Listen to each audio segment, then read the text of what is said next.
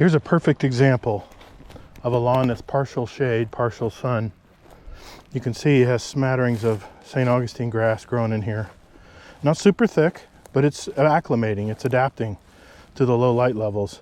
And you can see as we get up into the more sun areas of the yard, the St. Augustine is starting to get denser. See how thick that St. Augustine is right there? Look how thick that St. Augustine is.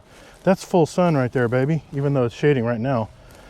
But as we get into full sun, we got to ask ourselves, watering this portion of our yard is different from watering that portion of the yard. So when you have an irrigation system, and this customer has a well, which means he doesn't have to really pay for his water other than the well maintenance, is you have to water this part of your yard twice as much as you do your shade areas. And you can see where the blending zone is here. The grass is doing really well. It's getting partial shade, it's getting the heat, getting shelter from the heat during the day, but also getting enough hours of sunlight here, usually in the morning hours. You can see the golden rain trees are blooming like crazy right now. Don't even get me started on those ugly trees. But anyway, if you notice, as the yard gets in the full sun areas here, there's areas of the lawn that have suffered and dried out from lack of irrigation coverage. And that's the one thing about weeds, is they're opportunistic. You don't see any weeds growing in the thick part of the ground. You see weeds growing in this area right here that dried out. Florida pusley, big culprit there. You got carpet weed right here. Carpet weed, my Lord. Look at the seeds underneath this thing. Look at the seeds underneath carpet weed. Look at all those seeds right there. As soon as the mower hits that, boom, a bomb goes off. Now, pusley's different. Pusley is more of a drought-tolerant weed. It has one big root system that just siphons the moisture down lower in the ground where it doesn't evaporate as fast, and then feeds this bushy top up here. That's why you see pusley, Florida pusley here, always growing in your hot, dry areas of your lawn. You have globe sedge right here. Globe sedge does not have a deep root system, but sedges love compact and dry soil. So that's what you're going to see here in these areas as well, globe sedge. We have controls for that. Then what happens when your lawn thins out is you start to get the Indian crabgrass that start growing in.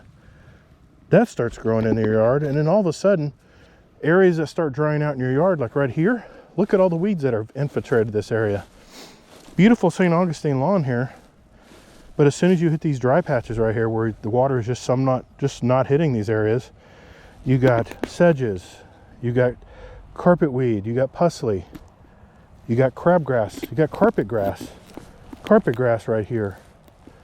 You got what other weeds here? You got dichondra right here, or actually called ponyweed. All kinds of weeds grow. Look at all the weeds growing in this right now.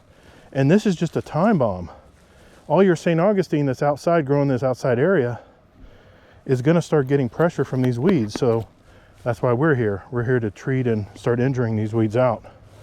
And hopefully he's adjusted his irrigation where these hot spots in his yard start to get fixed. I did test for chinch bugs. There weren't chinch bugs here. This is all sun scorch. This is all from lack of enough water. And we've had a couple rains the last couple days. Good downpours. So that's actually improved this area more than what it used to look like. So there you go. There's a prime example of what happens when you have hot spots in your yard. And when you have a shade lawn like this, but you have also a little bit of sun, full sun.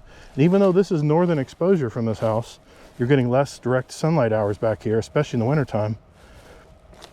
The fact that the golden rain tree right here and oak tree, all kinds of different trees, is keeping the soil temperature low in these areas, he doesn't have to water these areas as much.